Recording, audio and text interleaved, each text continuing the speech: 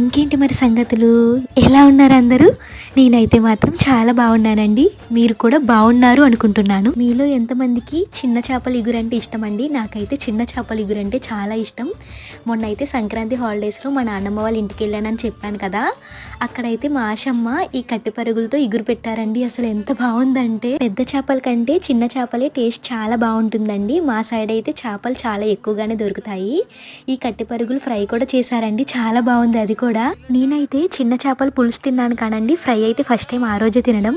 ఈ కర్రీ అయితే ప్రాసెస్ కూడా చాలా డిఫరెంట్గా ఉంది. నేను తొందరలోనే మన ఛానల్లో అయితే అప్లోడ్ చేస్తాను ఈ రెసిపీ అయితే. ఈ చేపల పులుసు కూడా చేసే విధంగా చేస్తే అండి టేస్ట్ అయితే అదిరిపోతుంది.